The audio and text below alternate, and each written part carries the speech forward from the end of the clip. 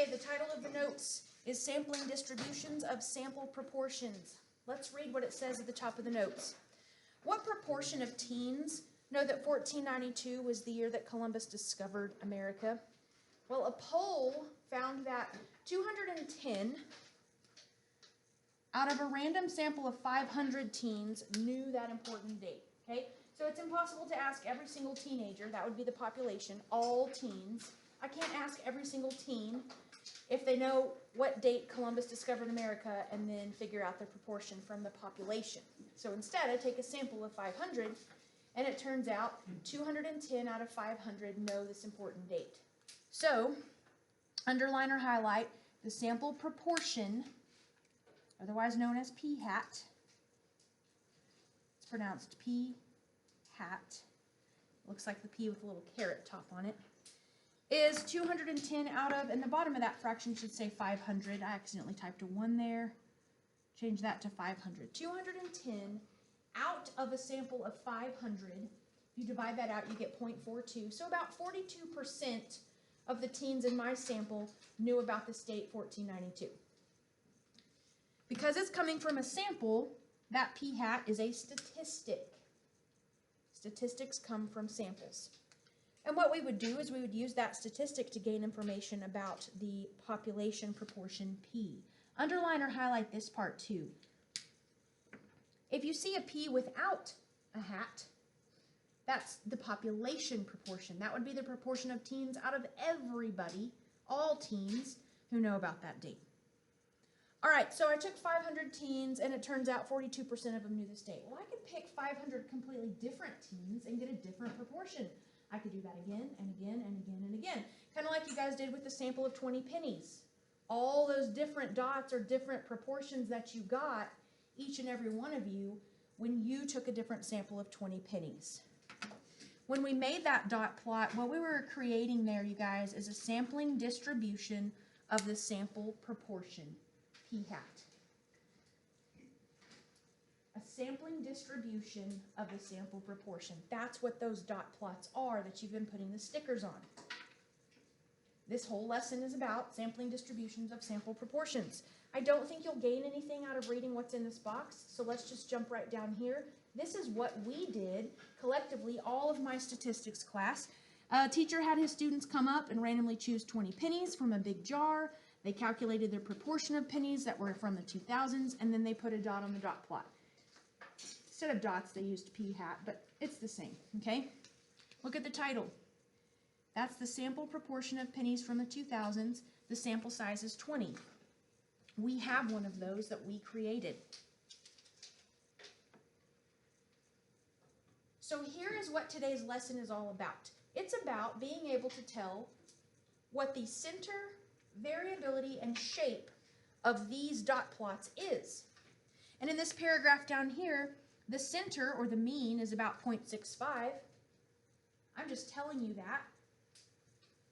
The variability, otherwise known as standard deviation, is 0.1. You wouldn't be able to tell that just by looking at this dot plot. The shape you might be able to describe to me. You might be able to say, well, it's symmetric, but we're looking for words like normal. Like, is it kind of that bell-shaped curve? Is it normal? So again, the three things that we're going to talk about today is being able to tell the center, variability, and shape of sampling distributions of sample proportions. So turn the page. We're going to start off by talking about center and variability.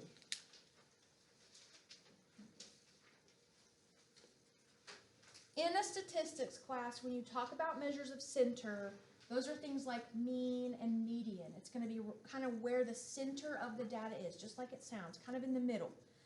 And so when we talk about sampling distributions of sample proportions, our measure of center is the mean.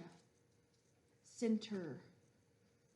On your homework, it's going to say to describe the center or find or calculate the center. There is a formula that you use. To find the mean of the sampling distribution of p-hat, the mean of like that dot plot, is this. Now let's break this apart because those symbols are going to feel a little uncomfortable to some of you. This is the easiest formula ever. It's going to actually feel like you're not even using a formula because here's what it says. It says the mean of the sampling distribution of p hat, that's what all this is over here on the left, is equal to p, which is the population proportion.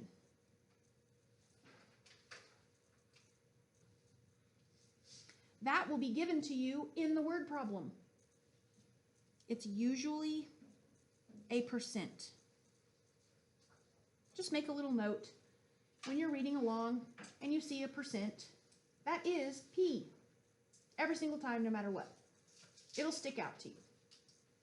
So if you're asked to find the mean of the sampling distribution, the answer is the percent that you see in the problem, because these are equal to each other.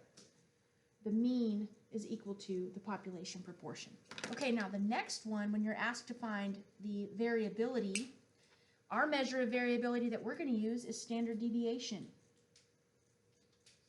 That's how much things vary on the dot plot, how spread out it is. And one way in statistics to describe how spread out something is, a measure of variability is standard deviation. So here's this formula down here that you can use to find the standard deviation of the sampling distribution of p hat, the standard deviation of the dot plot. That looks kind of intimidating. It says the standard deviation of the sampling distribution of p hat is equal to the square root of this fraction. And the fraction says on top is p multiplied by 1 minus p. And guess what? What I just told you a second ago holds true. That percentage that you're going to see in the word problem, you're just going to plug it in right here as well for p. Divided by n. And n, make a little note, is the sample size. That will also be given to you in your word problem. So everything you need to plug in is going to be given. You just need to be able to read and figure out what n and p are, and then you're good to go. Now there's this little thing called the 10% rule, and it's all tied to that standard deviation.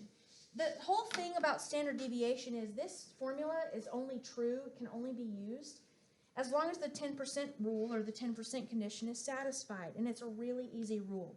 It says that the sample size must be less than 10% of the population. Less than 10% of the population. Let's see if you can do 10% quickly. What is 10% of 2,000? Yeah, just knock off a 0. It's 200. What's 10% of 500? 50. So if my population was 500, my sample size would need to be less than 50. It has to be less than 10%. That's called the 10% rule. That has to be true if you're expecting the standard deviation formula to work. Okay? All right.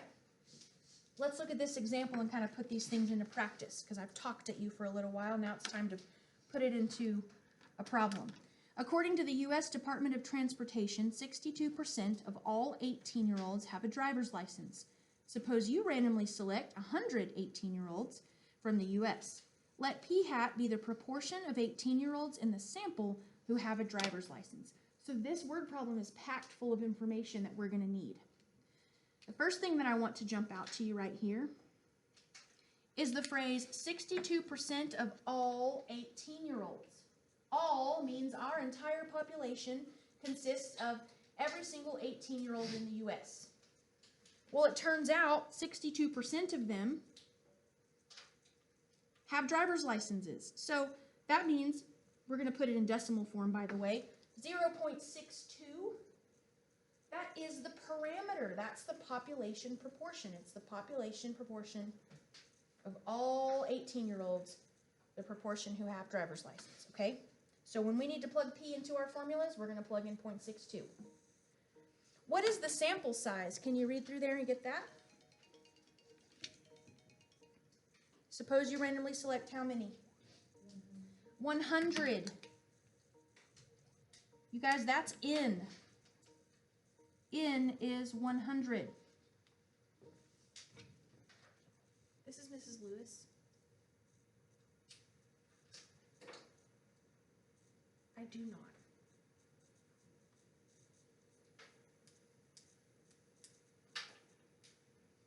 Okay. Okay, great. Thank you. Bye-bye. So reading through your word problem, finding n will always be very easy because it's going to tell you how large your sample is.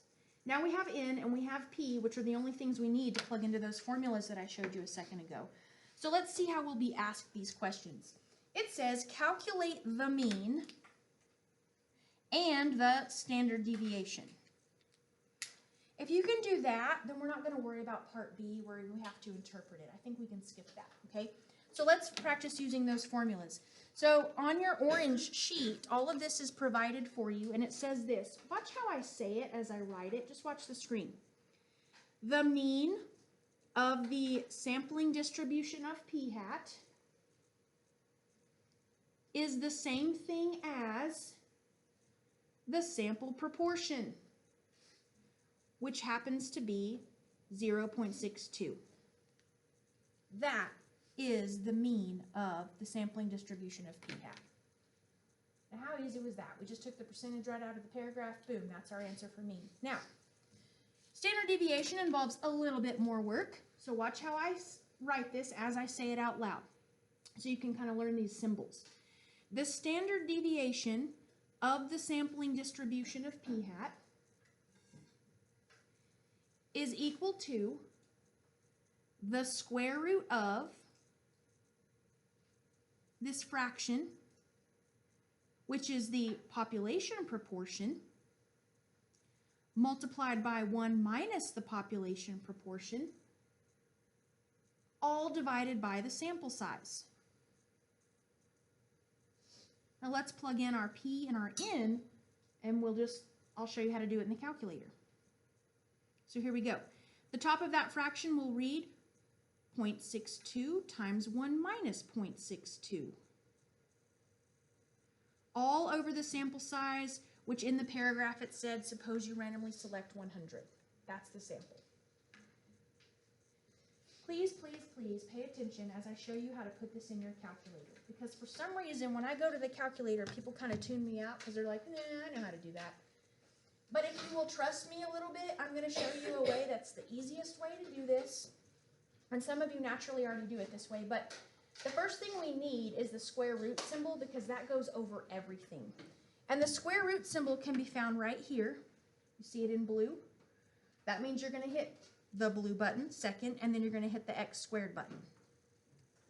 So second, x squared. Make sure you've got the square root symbol first. Now listen, what we're going to do is we're going to put a fraction inside that square root. If you do it my way, you don't have to worry about extra parentheses, okay? So do this with me. Hit alpha, the green button, y equals, which is the top left button, and this little menu pops up, and just hit enter. Alpha, y equals enter. Alpha, y equals enter. If you do it this way, it's going to be the easiest thing in the world because now you just type in what's on your paper. On the top, we had 0.62, open parentheses, 1 minus 0.62. Arrow down, the denominator is the sample size of 100. When you're done putting it in your calculator, the exact same way you wrote it down on your paper, hit enter, and there is the standard deviation. You could round that to 0.05 or you could round it to 0.049. For some reason, with standard deviation, we kind of typically go out to the thousandths. So I'm going to put 0.049. That is how you calculate the standard deviation, how spread out the dots are on the dot plot. Can you say those steps again? Absolutely. So square root is going to be second, and then this little x squared button. You have that on your screen. And then to get the fraction template, you're going to hit alpha, y equals enter. And there are calculator apps that you can get for your phone that have these same exact buttons on there so you can be able to do your homework the same way, even if you're not in my classroom using these calculators. Okay, pause. Let's think about what we just did. This whole section was about center and variability, aka the mean and standard deviation of these sampling distributions. Now I'm going to talk to you about shape. we're going to kind of skip over some stuff here that I think was a little extra fluff that you don't need. Turn the page, and I want you to go right here in the middle of the next page where it says notice.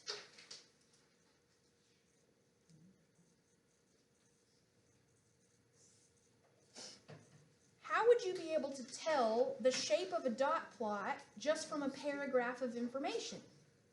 Well, there's this thing called the large counts condition that allows you to mathematically figure out whether it's a bell-shaped curve or not, whether it's normal or not. So listen really closely. This is not difficult.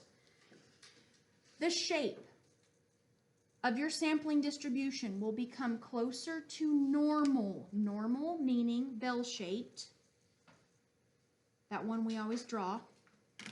It'll get closer and closer to being a bell-shaped curve when the value of P, the population proportion, is really, really close to 0.5, or when your sample size becomes larger, or if both of those happen.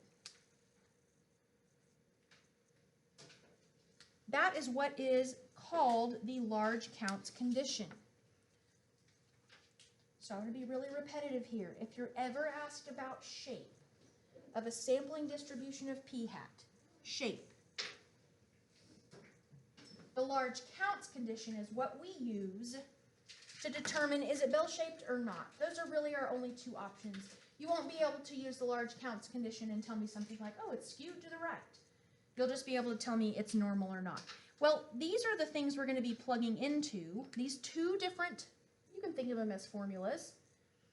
If these formulas end up being true, if n times p is greater than or equal to 10, and n times 1 minus p is greater than or equal to 10, we'll put little check marks and say, okay, both of those work. Therefore, the shape of the sampling distribution of p-hat will be approximately normal. That right there is a test question, verbatim. It'll ask you, what does the large counts condition say? Well, it says that your graph will be approximately normal if both of these things are true. Notice we've got N and P. We know how to find those out of our paragraph of information because we just did it a second ago with two different formulas. So let's put all this into practice down here in this problem. Suppose that 84% of students at a large high school, so let's think like 6A, something like Friendship High School, there are like more than 2,000 students here. Hey, what's 10% of 2,000? 200. I'm asking you that because we're going to have to talk about the 10% rule. Does it say exactly how many students are at the high school? No, it just uses the phrase large high school, which is kind of vague. So we're going to assume that we've got about 2,000 students in the high school. So the sample size would need to be less than 200. So let's read. So 84% of students at a large high school regularly use a backpack to carry their books from class to class. Imagine taking a sample of 100. Is that less than 10% of a large high school? Yeah. We just paused a second ago and said that our sample size would probably need to be less than 200, and it is. Calculating p-hat. What's p-hat? It's the proportion of students in the sample who regularly use a backpack. Okay, so I'm highlighting the two most important parts of this entire word problem. The percentage tells us that's the percent of everybody, the whole population. The population proportion is 0.84. The percentage, if you'll just put it in decimal form, that's the p you'll plug in. Sample size is n, which happens to be a 100.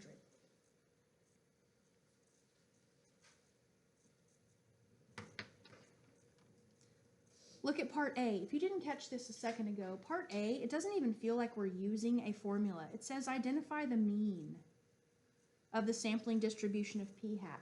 You have a formula for that. It says the mean, mu, of the sampling distribution of p-hat is the same thing as the population proportion, which happens to be 0.84, and that is the answer to part A. The formula is there just to remind you that they're the same thing. B. You You can mark out the word interpret. I just want to make sure you can calculate the standard deviation and verify that the 10% condition is met. Calculate the standard deviation of the sampling distribution of p-hat. That's what this is. There's a formula. It says you're going to take the square root of p on top of the fraction 0.84 times 1 minus 0.84, all divided by the sample size, which again happens to be 100. Grab a calculator, crunch those numbers. Let's see what the variability or the standard deviation is. Second square root, alpha y equals enter, 0.84.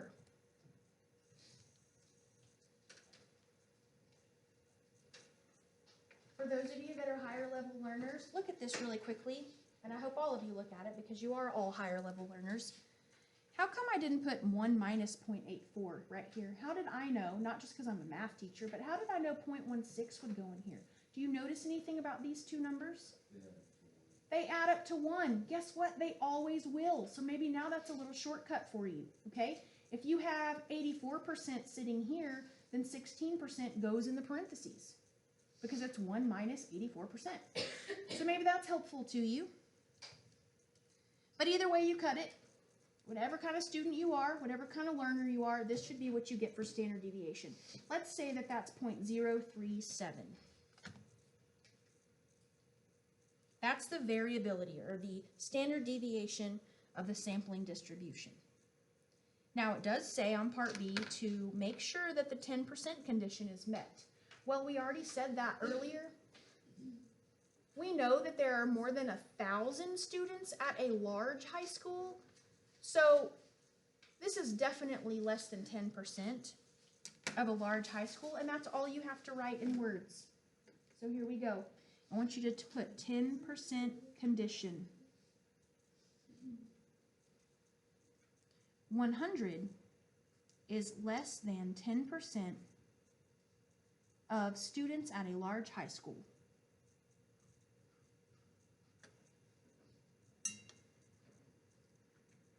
"100 is less than 10% of students at a large high school," because the 10% condition says your sample size must be less than 10% of the population. Sometimes we just have to infer that based on how they've worded things in the problem. Large high school. Part C. Describe the shape. I said this a couple times a second ago. If you're ever asked to describe the shape, by the way, your only options there are it's normal, it's approximately normal, or it's not. That's it. One or the other. Well, how you're going to decide that is you're going to use the large counts condition. That's what tells you about the shape. We're going to plug into these little guys for the first time so you can see how to use them. It's really easy. Here we go, part C. The large counts condition says that N, the sample size, multiplied by P, the population proportion, has to be greater than or equal to 10. Well, in this particular example, that's 100 times 0.84. Sample size is 100, P is 0.84. 100 times 0.84 is 84. Is that greater than or equal to 10? Yeah. Yeah, put a little check mark. Definitely greater than or equal to 10. But you can't just do one of them. You have to do both parts of the large counts condition. So the other part is that the sample size times 1 minus population proportion has to also be greater than or equal to 10. In this example, that would be 100 times. You can either put 1 minus 0.84, or if you already know that it's 0.16, feel free to just put 0.16. And 100 times 0.16 is 16. Is that greater than or equal to 10? Yes. So for the first time, listen closely. You're going to see what this means. If both parts of the large counts condition are met, then you are now allowed to talk about the shape and say that the shape is approximately normal. what we're putting into words is that we know that the dot plot for all of this data would take on that kind of bell-shaped curve. If one of these didn't check out, as a matter of fact, if the first one didn't check out, you could stop there and say the shape is not approximately normal. You wouldn't even have to do the second part. Let me ask you this, fifth period. What if you got exactly 10? Could you put a check mark? Yeah. Why? Oh, very good. Okay. All right, keep that in mind. Turn the page. You're doing an awesome job. This is kind of a repeat of what we just did. I just want to let you have a chance to kind of see if you're understanding instead of me kind of baby stepping you through this. I want you to read this paragraph, and I want you to identify right away P and N. Read the paragraph, identify P and N. Some of you don't even read all of it. You just notice them right away.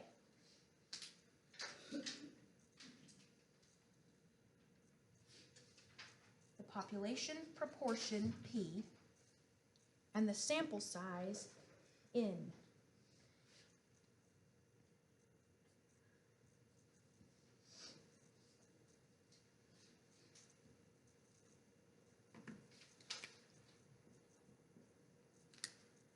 And then it doesn't hurt to go back and just kind of read through.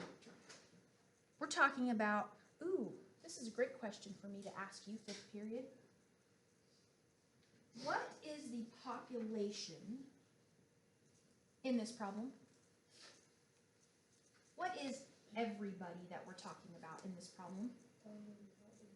Very good. Yes, all young adult internet users, specifically from ages 18 to 29. Everybody. That's the population. So 75% or 0.75 is the population proportion who watch online videos. We're going to take a sample of 1,000 and we're going to calculate p hat. Okay, number one. Read it. See if you can do it. What if this was a test question? Would you get this right?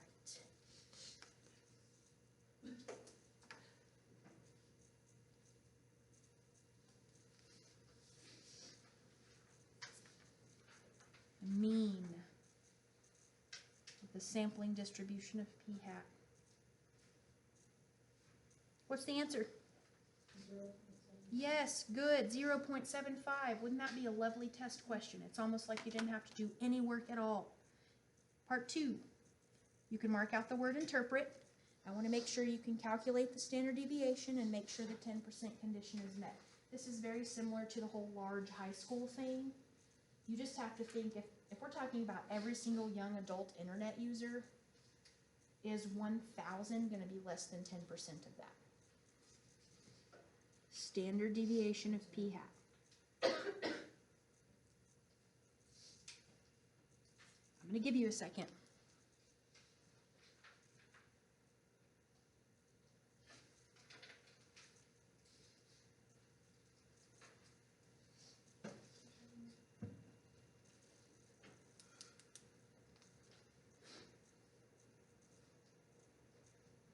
Let's see if you were listening to the shortcut earlier. If 70.75 is on the outside of the parentheses, what's going to go on the inside of the parentheses? Very good. That's exactly right. Think of quarters.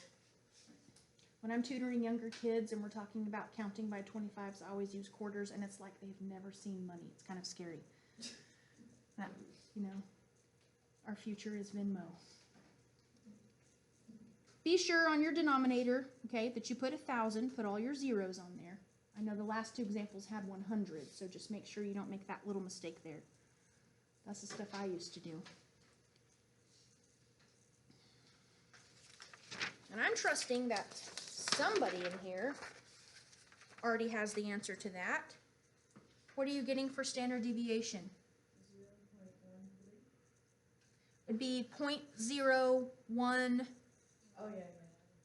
Or if you want to take it out to the next thousandths, you would put 0.014. Either one of those is fantastic. How many of you got that? Raise your hand. Yay. Okay. For this whole 10% condition, or 10% rule, whatever you want to call it,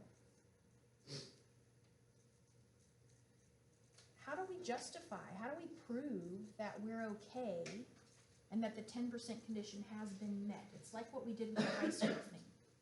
1,000 is less than 10. Exactly, 1,000 is definitely less than 10% of all young adult, I'm going to put YA, internet users. All you would have to do to figure that out is stick another 0 on there. That would be 10,000. You guys, there are definitely more than 10,000 young adult internet users, I guess, in the world. It doesn't even say in the U.S. Just everybody. So there are definitely more, okay? All right, so part 2 is done. Part 3. I'm not going to even worry with part 4, so if you're a person that's kind of working one step ahead of me, don't do part 4. I will tell you the answer just in case you're interested, but we won't have to do it. 3. Is the sampling distribution of p hat approximately normal? I don't know. Well, you have to realize as a student that's asking you about the shape. Now, good thing it says use the large counts condition because that's what we have to do. Let's use both parts of the large counts condition and see if that has been met.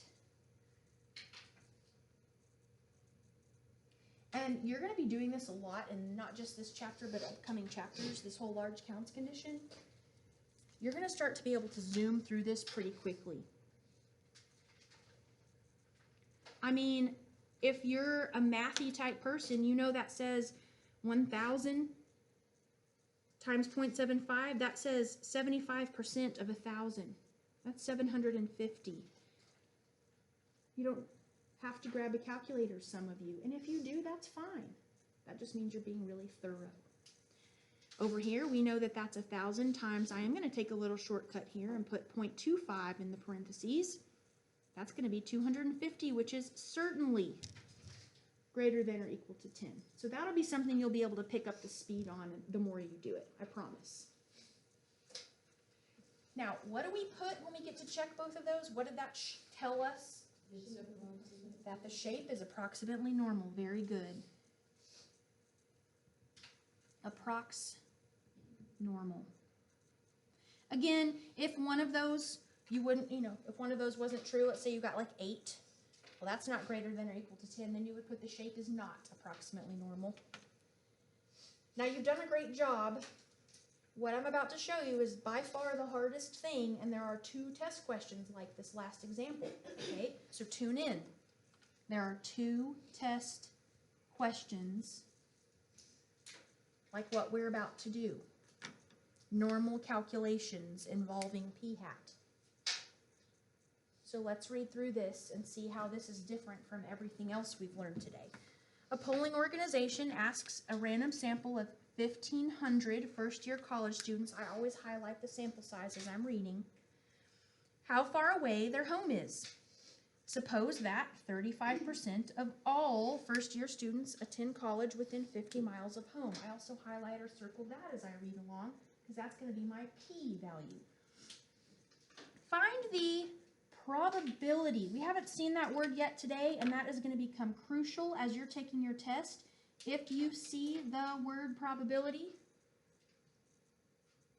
it's asking you about probability of something on this test, you're going to do the thing where you draw your bell-shaped curve, find the shaded region, and do normal CDF. So I'll get us there. What's the probability that the random sample of 1,500 students will give a result within 2 percentage points of the true value? Let's pause for a second. That's kind of a really fancy way of saying, see this percent over here, 35%? That's the true value, that's the parameter. That's the percentage of all first-year freshmen who attend college within 50 miles of home. What does it mean when it says within 2 percentage points of this?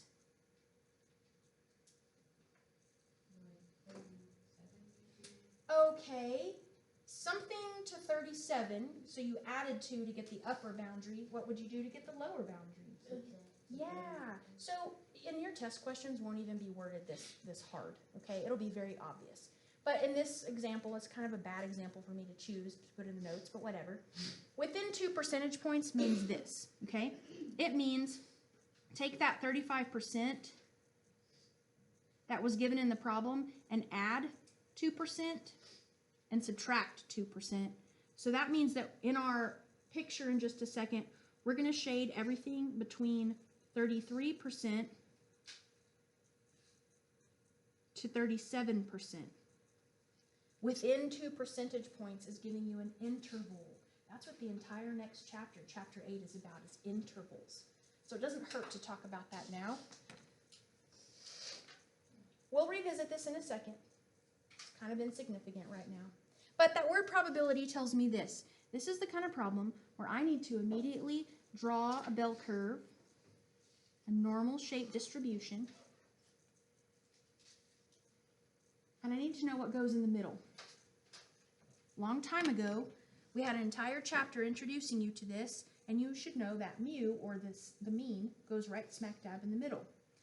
Well, we have this little formula today that says the mean of p hat is the same thing as the population proportion, which is the percentage given in the problem. So now I know that 0.35 is right there in the middle of my bell curve. 35%, 0.35.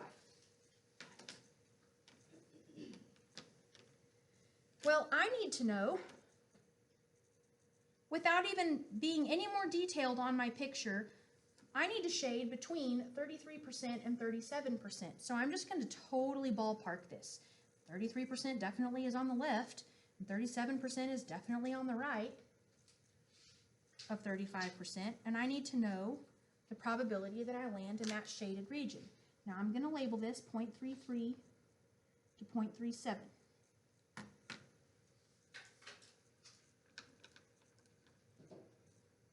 I hope that you've kind of picked up on the fact that anytime we do this and we shade a region, we use the normal CDF function on our calculator to find the area of that shaded region. In just a second, I'll remind you how to do that. We're going to get to this screen and it's going to say, what's your lower, what's your upper, what's your mean, and what's your standard deviation? Let's figure that out now, and then we'll go to the calculator and type it in and get our answer, and we'll be done with the notes. Lower and upper mean, look at your shaded region. So you have to draw this picture to understand that the lower is what? 0.33. What's the upper? 0.37. The lower boundary of my shaded region and the upper boundary of my shaded region. Okay? What do you think we will put for mu, or the mean, or the center? Yes. But uh-oh. What are we going to put for that? Is it 2? It's not 2. Okay, So this tells me that, no, this tells me that my teaching was a little poor. So I think you're saying 2 because we went 2 in this direction and 2 in this direction, and usually like what we're counting by is standard deviation, but that's my fault. So we would actually have tick marks in between here. You don't have to put this in your picture, but I'll make them really bold and strong so you can see. We weren't really counting by 2s. We still have to figure out what we were counting by.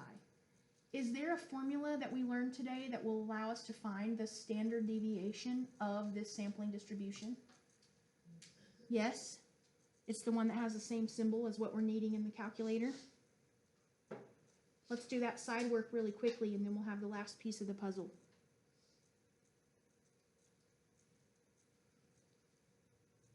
If 0.35 is on the outside of the parentheses, what goes on the inside? If p is 0.35, what's 1 minus p? What would add together with 0.35 to be one whole? 0.65?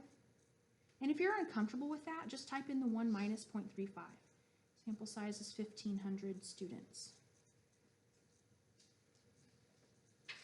Okay, now you really do have to pause and figure this out.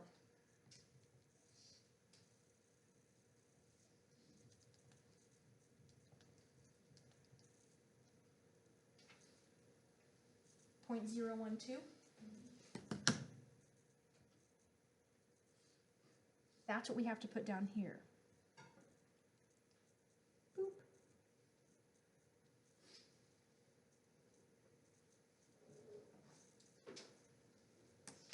Okay, we gotta just find this menu on the calculator, type it in, and we'll get our answer.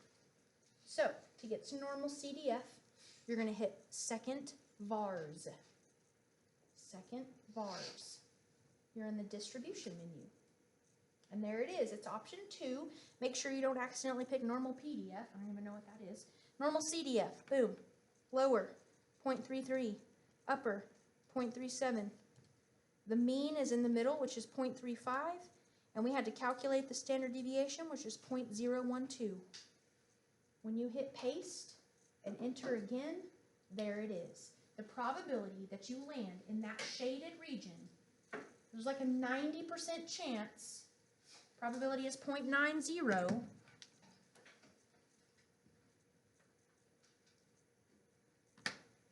that if I get a random sample of 1,500 students, that between 33% to 37% of them live within 50 miles of home. There's about a 90% chance that that's the case. Okay, we are swiftly going to move right over into the homework so that I can help you with one homework problem. That's it, so you just have to listen to me, my voice, through one homework problem. And then I'm probably going to have you contribute to 2 more different dot plots at the back of the room.